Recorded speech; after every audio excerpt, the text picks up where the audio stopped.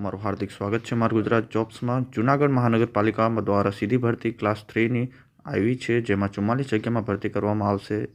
તો જાણીએ વિગતવાર અને જાણીએ એનું સિલેબસ શું રહેશે। જૂનાગઢ મહાનગરપાલિકામાં ભરતી આવેલી છે, જેમાં અરજી કરવાની તારીખ છે 14/3/2024થી લઈને 3/4/2024 સુધી રહેશે। જેમાં જગ્યાનું નામ છે ઓફિસ સુપરિન્ટેન્ડન્ટ વર્ક 3, જેમાં 3 જગ્યા રહેશે। અસિસ્ટન્ટ લીગલ ઓફિસર, જેમાં 2 જગ્યા રહેશે। સેનિટેશન સુપરિન્ટેન્ડન્ટ વર્ક 3, જેમાં 2 જગ્યા રહેશે।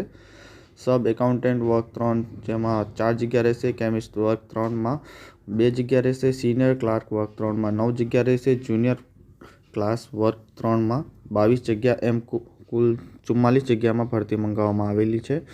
જેમાં મિત્રો ડાઉનલોડ લિંક જે છે એ નીચે ડિસ્ક્રિપ્શનમાં આપી દઈશ, જેમાંથી નોટિફિકેશન ડાઉનલોડ કરી શકશો, તથા ક્યાંથી અરજી કરવાની એ પણ નીચે લિંકમાં પ્રોવાઈડ કરી દઈશ। જેની છેલ્લી તારીખ છે અપ્લાય કરવાની, જે ખાસ ધ્યાન રાખજો, 3/4/2024 છે।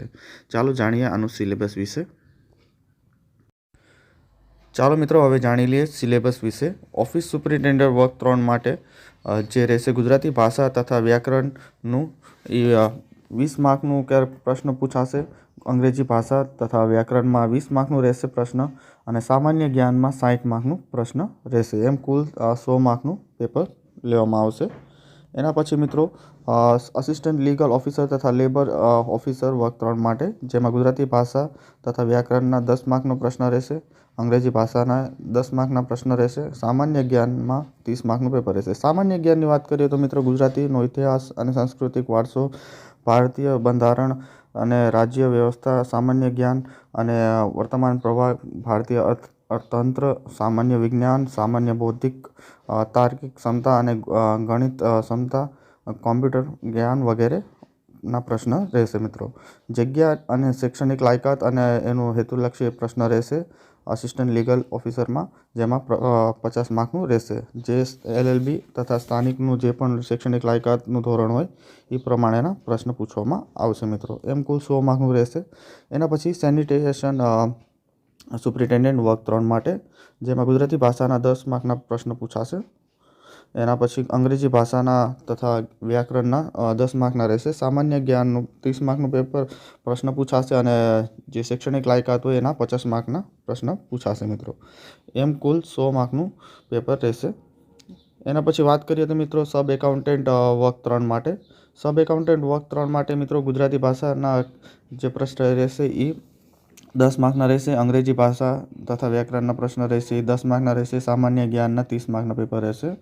જગ્યાની શૈક્ષણિક લાયકાતના પ્રશ્ન જે રહેશે 50 માર્કના રહેશે। એમ કુલ 100 માર્કનું પેપર પૂછાશે મિત્રો।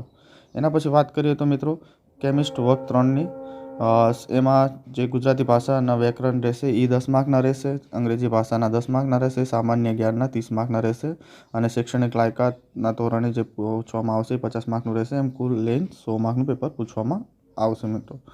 એના પછી વાત કરીએ આપણે સિનિયર ક્લાર્ક વર્ક 3ની। સિનિયર ક્લાર્ક વર્ક 3માં મિત્રો ગુજરાતી ભાષા તથા વ્યાકરણનું જે રહેશે એ 20 માર્કના પ્રશ્ન પૂછવામાં આવશે।